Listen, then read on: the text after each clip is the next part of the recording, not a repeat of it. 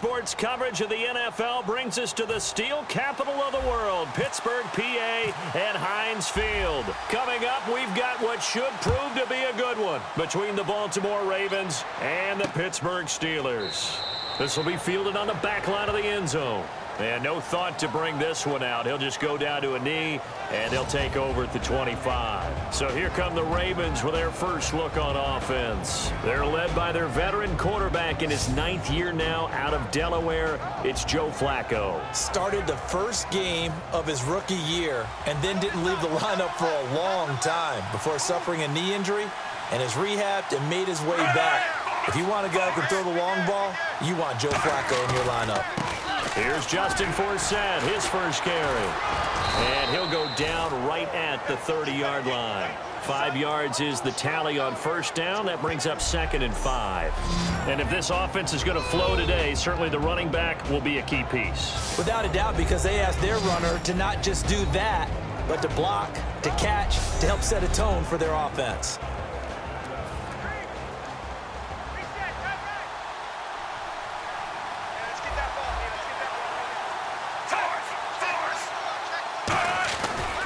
They stay on the ground. Forsett again. And he was able to shed the tackle, but the reserves come in for the stop. It'll be a pickup of a couple, and it leaves them with a 3rd and 3. Well, I think we know by now that every run is not going to be broken and get all the way to the end zone. But these short ones still have their value. You can still set up your play action and throw the football. You control the clock because you have the ball and they don't. And often the physicality sets the tempo for the game. The open man is Smith. Past the 20, and he takes it down deep into Pittsburgh territory. A big play that time. Flacco to Smith, 52 yards. Coaches really don't care from what position they get this, but run after the catch ability, rack ability, is often the difference between winning and losing and changing field position. Finds his man, Watson over the middle. And he'll get it here to the 10-yard line. It's a gain of 5 on the play, and that'll bring up 2nd down. And that's one of his advantages of a passer, is it not? With his height, setting back there in the pocket, firing it over the middle, he can really see everything clearly. It is, and I know that other quarterbacks get it done different ways, all right? You don't have to be his height to make a great play. But what he does is he takes away having to make those slide steps in the pocket to find angles to throw the ball through. He just throws right over the top of it because he can see everything, and sometimes that saves time and gets the ball to a receiver quicker. 3rd down, Flacco from the gun. And almost picked off. I guess the good news for them now, it's 4th down. Not only did they drop what looked like an interception in the end zone, they blew a golden opportunity to shift the momentum.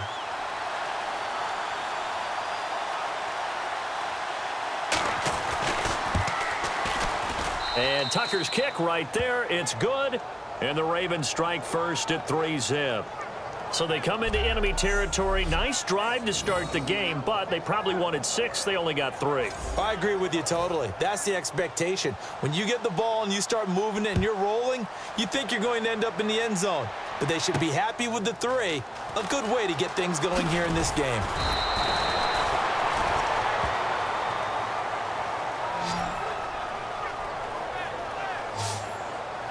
So here are the Steelers now to take over for the first time. They'll be led out by their quarterback in his 13th year now from Miami of Ohio. It's Big Ben Roethlisberger. Ben Roethlisberger is one of the elite quarterbacks in the NFL. A big, strong, physical player. They often say about him, it's not the first 3 seconds of a play you have to worry about.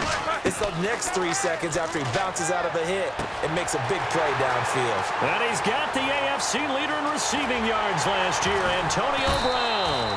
And he is taken down deep in Baltimore territory. A good grab there by the former Central Michigan man, Antonio Brown. And he ate up some real estate on the catch too, didn't he?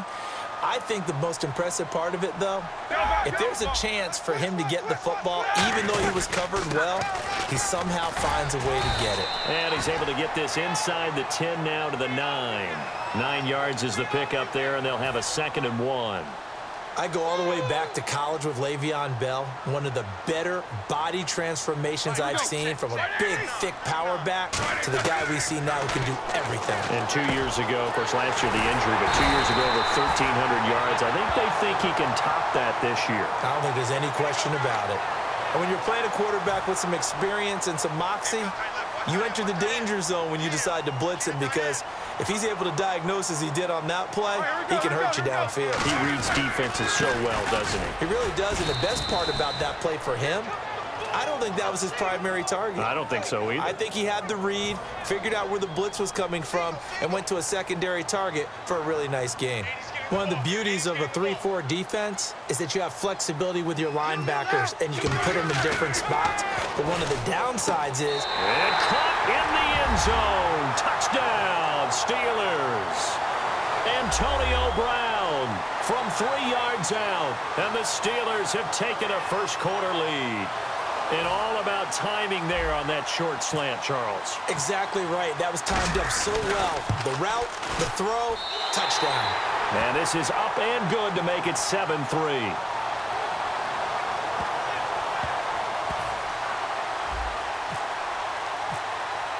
Boswell now to kick it away after the touchdown. This will be fielded on the back line of the end zone.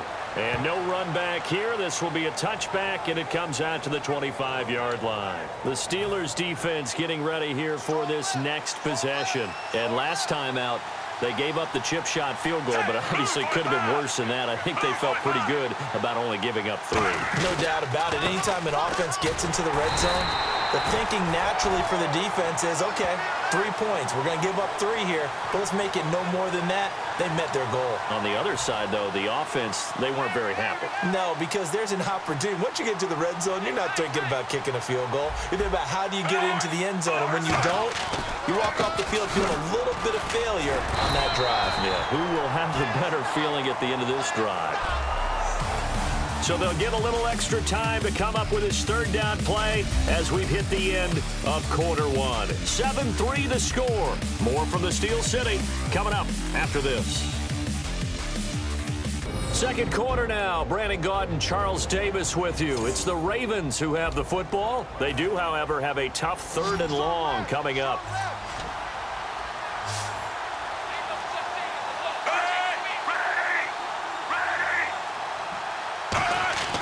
Third down. Flacco needs a decent chunk of yardage. Under pressure, and Flacco's going to be dropped. Stephon Tuitt, the former Notre Dame man, with a big-time sack on 3rd down. And it'll be a loss of 7. Boy, he came in off the edge so quickly there. Look out, because that's exactly what it was being shouted by the offensive lineman to his quarterback, because he had no chance to block him. Now Brown. Nearly a huge return, as it is still a very good one. 24 yards. And the Steelers will go on offense here, 1st and 10. And Pittsburgh getting set to take the field. And that last drive, a long drive, but not just that. They had a great air attack going. Do they stick with that? I would think that they would, because... Le'Veon Bell, kiss him goodbye. And into the end zone. Touchdown, Pittsburgh. Le'Veon Bell, 57 yards. And the Steelers get the quick strike touchdown. And on that long run, maybe the defense caught napping a little bit. The concentration level may not have been there. I agree with you on that one, because those types of plays, when they result like that, they're almost like big bolts of lightning, aren't they? Whoosh, and off he goes. And this one's right through to make it a 14-3 ball game.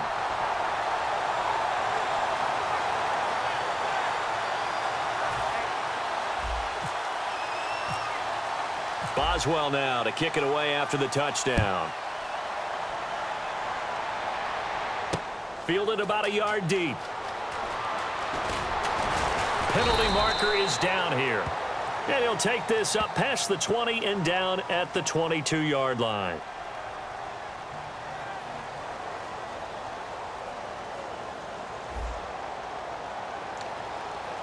And now Baltimore gets set to take the field. And on the last go-around, they really couldn't get anything going. They had to punt from deep inside their own territory, which means you're going to lose the field position battle as a general rule. What they're looking for now is a little more consistency, move the ball at least a few times on offense, get a couple of first downs, and hopefully flip the field. Yeah, just something to build off of. That's what they're looking for here. And Charles driving over to this one. Some intrigue around a few quarterback battles going on right now in the league, isn't there? Cleveland, they settled in early August. San Francisco, Denver, those continue to rage. But how about the Rams returning to L.A. and bringing a quarterback battle with them? And a very short pickup there across the 15 to the 16. Call it a gain of 4, and it'll leave them with a 3rd down and 6 to go.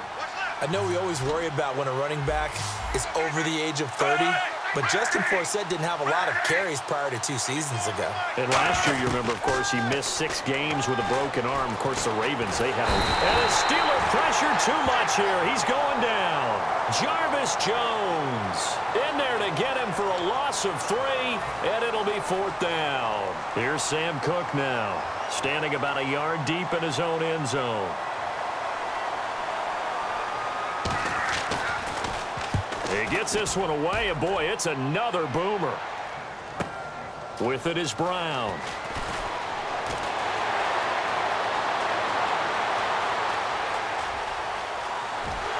Touchdown, Steelers!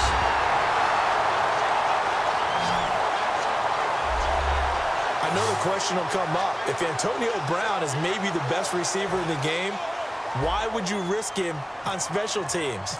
I think we just saw why. I was just going to say Exhibit A. And it's 21-3.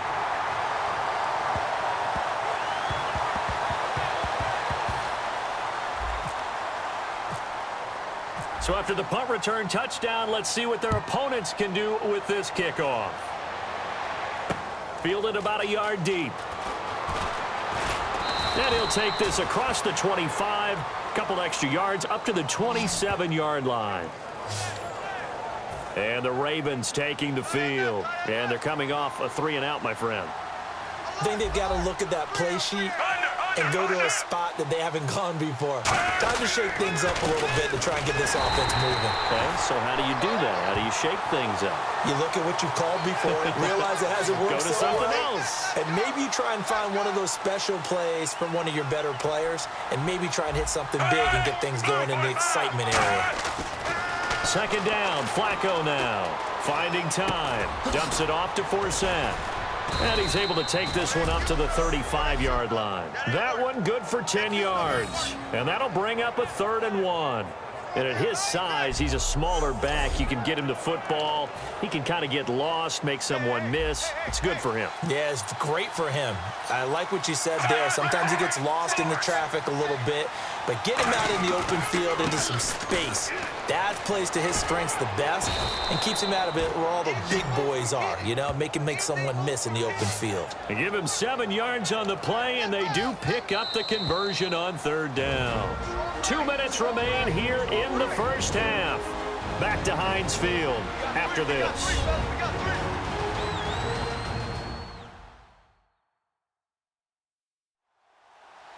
We remind you that coming up at halftime, we'll pay a visit to Larry Ridley in Orlando with our EA Sports Halftime Report.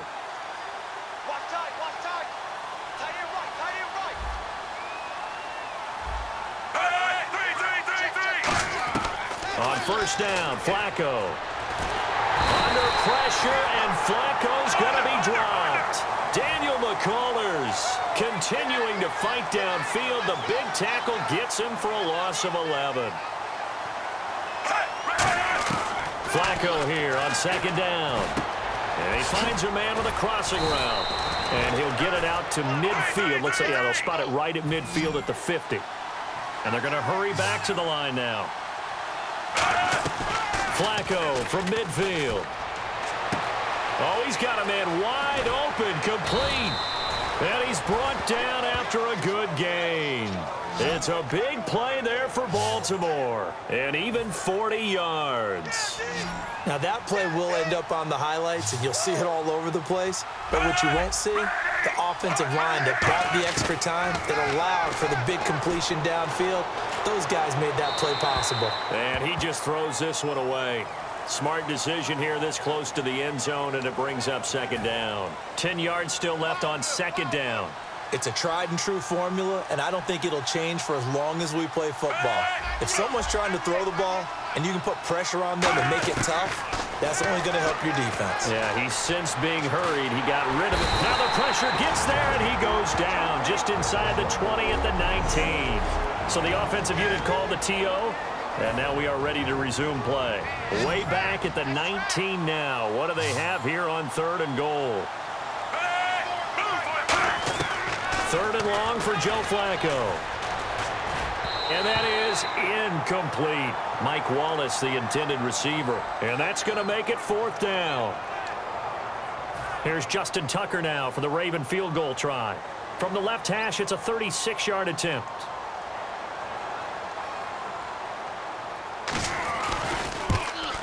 And Tucker's kick right there. It's good.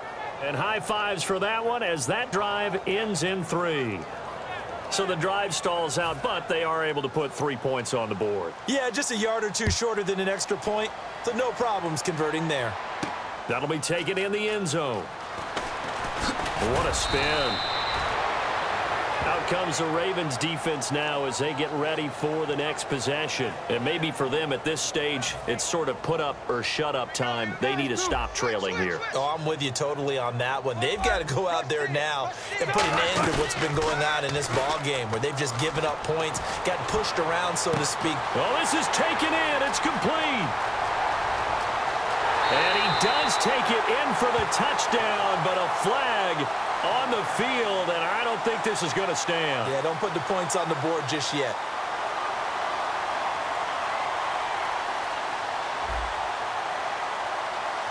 And that penalty will wipe out a big gain by the offense. They'll come out in the pistol. Again, we'll see the pistol here.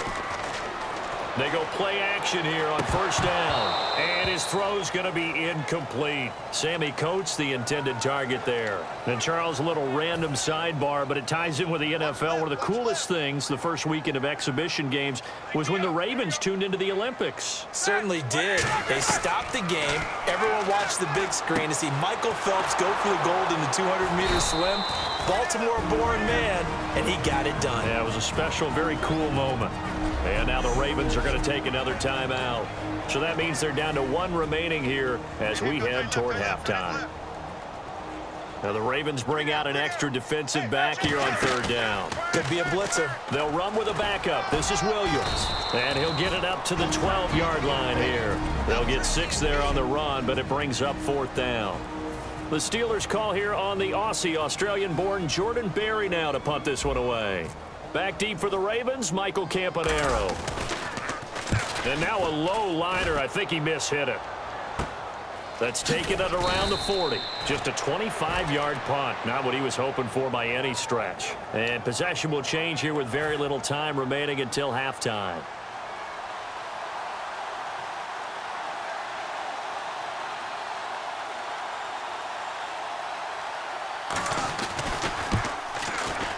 And Tucker's kick right there. It's good. And the drive will wind up yielding 3.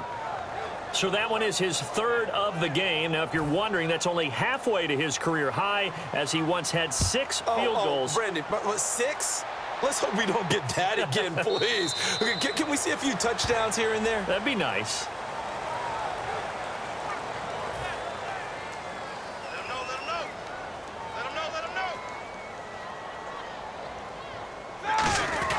They'll start the drive with a carry by Bell. And nothing doing. He's immediately taken down at the line of scrimmage. So we reach halftime here in the Steel City with the Steelers.